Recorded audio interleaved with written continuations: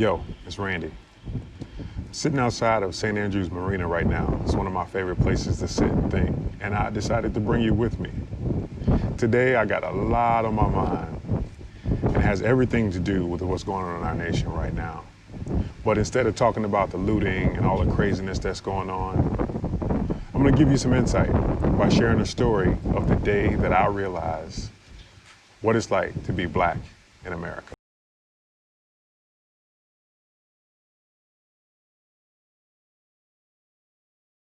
So my coming of age, as I'll call it, happened in 1998, 22 years ago. Ironically, that's the year I turned 18, but this happened a few months later. It was Labor Day weekend, and I was going to college at the University of South Alabama. So I decided that I was going to go home and spend some time with my family. Leave on a Saturday afternoon, and my first stop going home was at a church program. I sat there at the program for a little bit, got tired, decided to get up and go. Let my mom know I was gonna go home, and I did just that. Got in the car and started driving. About a quarter of the way home, I saw those blue lights, and I figured I wasn't speeding, hadn't run any stop lights, stop signs, all my lights work. It should be easy. So as I pull over, I immediately grab my license, registration, and proof of insurance. And I'm thinking, man, this would be an easy day. And thinking back, this was actually the first time that I'd ever been pulled over by the cops.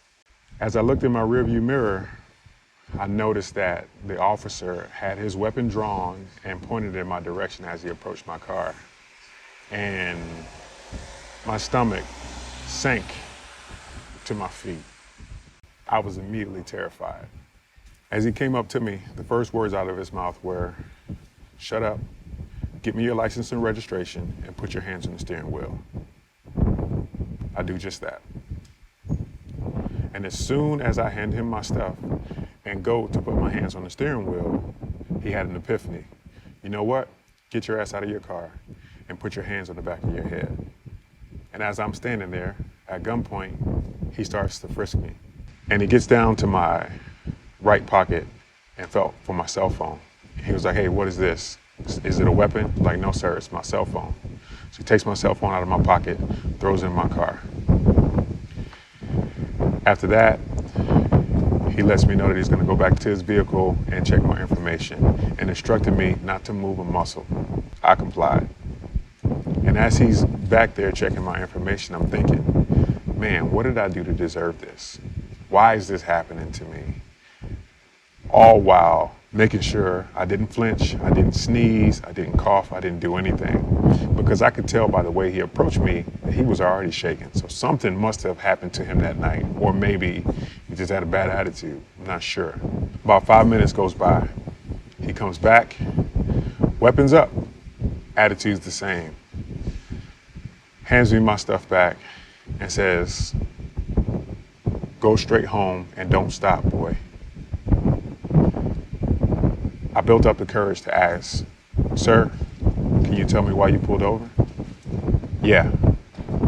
You fit the description of an armed robbery a couple blocks away. Now do what I told you. Take your ass straight home." He goes back to his car, gets in, and leaves. I sit down in my car and put my head on my steering wheel. And the first thing I could do was thank God that tonight, or that night, wasn't my night. And then I immediately got angry. Angry because I didn't do anything. And he treated me like I was already a criminal. And then fear kicked in. Now, for anybody who knows me, I'm not really afraid of anyone or anything. It gets me in trouble at work all of the time. But in this moment, the fear came from somewhere else. I was afraid of the fact that someone could take my life into my own hands, and I had no control over his actions, his attitude, or anything that he did to me. Granted, I know this officer may have been fearful of his own life and looking to protect himself, but there was nothing, absolutely nothing right about how he handled that situation with me that night. And the sad part about it is that very moment shaped my perception of law enforcement. I kind of equate it to going to a restaurant and getting some bad food. You eat it, it upsets your stomach, you get nauseous, and you feel sick, almost to the point to where you feel like you're gonna die. But it doesn't just stop there. Shortly after, if you smell or see, or even if someone mentions that food, you instantly get that nauseous feeling again. You instantly get sick again, just at the mere mention of that food that made you sick. That's how I felt about law enforcement. And for a couple of years, just the thought of being pulled over made me nervous. Now, I'm not sharing this story to make it a Me Too moment or to ask for sympathy or anything from anyone. I'm sharing it because there's a lot of people who have no concept of what something like this feels like. That moment made me realize that I was no longer the naive, fun-loving college student that got pulled over that night. See, in the past, I had been called all kind of derogatory names and any of that. I grew up with it, and it really didn't bother me. But this time, my life was in danger. So I go into that altercation as a naive college student, but I leave out of it as a black man in America. And I realized that that officer didn't react because of who I am, more so because of what he saw, because of what I am. He didn't see that just a few months prior to that, I graduated with a 3.9 GPA. What he saw was a 6'2" 230-pound black man. And that changed everything for me. When my mom got home from church, I explained to her what happened, and she was upset, she was livid, and we both cried about it. But the most frustrating part was she took it as an opportunity to explain to me that I would have to deal with this for the rest of my life. She also explained to me that she dealt with this and worse growing up in the 60s and the 70s. See, the thing about situations like this is it's not new. It's been happening for generations, literally generations.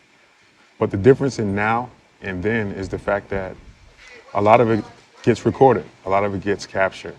And none of us want to see anyone get brutalized or mistreated or even murdered on the camera. But it makes me question, if it wasn't for those recordings, would those people get justice?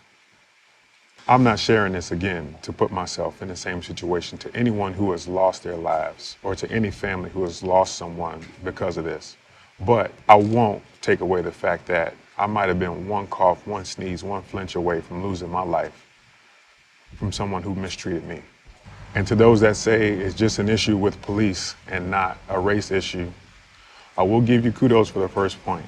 There's plenty of abuse of authority that happens in police departments across the United States. Also plenty of good cops out there. But to those who don't think it's a race thing, somebody please explain to me why there's a disproportionate, almost exclusive amount that happens in the black community. And for those who think that white privilege isn't real, let me prove you wrong by asking you two questions. Have you ever gone into a room full of people who don't look like you and had to prove to them that you're not a stereotype or a threat before they would treat you properly, give you a fair chance, take you seriously, or even get to know you? Question number two, have you ever had to explain that feeling to your children and then coach them on how to deal with it when they experienced it? If the answer is no to both questions, then you, my friend, are privileged. But here is the deal. Privilege isn't a bad thing. It just shouldn't be exclusive. We are all worthy of a chance to be taken at face value, regardless of the color of our skin or any differences that we may have.